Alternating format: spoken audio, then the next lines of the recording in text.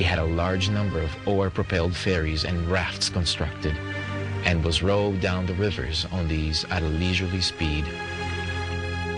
But his voyage was by no means a peaceful affair. Ο Αλέξανδρος, κατεβαίνοντας τον ποταμό, καθυπότασε τις πόλεις που βρίσκονταν στις όχθες του. Έπειτα έρχεται η οχυρωμένη πόλη της ανεξάρτητης φυλής των Μαλών. Alexander neared the city and thought to take it by storm. One of the seers came to him and reported that there had been revealed to him a great danger which would come to the king from a wound in the course of the operation. He begged Alexander to leave the city alone for the present and to turn his mind to other activities.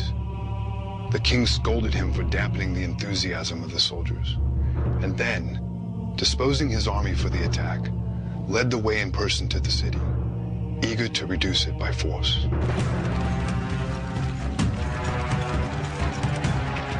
Alexander stationed his infantry in a ring around the outer defenses and moved up in close formation. The defenders took refuge in their inner stronghold.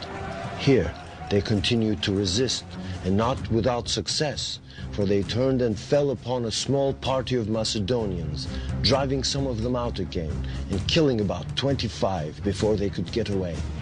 Alexander, meanwhile, brought the scaling ladders into position all around the inner stronghold. But the men with the ladders are too slow for Alexander. Impatiently, he grabs one himself, leans against the fortress wall, and is the very first to climb to the top, cutting down at the enemy left and right, until suddenly Alexander stands alone. To the horror of his men down below, he is now a perfect target for enemy archers. What he should do now is go back, jump down to rejoin his men. But what he does do is jump forward, inside the enemy fortress, where, in hand-to-hand combat, he fights for his life.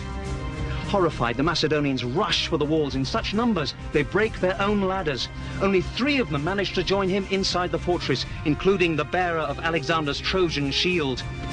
2 of the Macedonians are cut down by the enemy, and Alexander himself receives an arrow which penetrates his body armor and pierces his lung.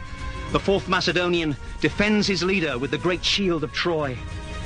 Desperately, Alexander's army finally manages to scale the walls, and they witness an impossible sight.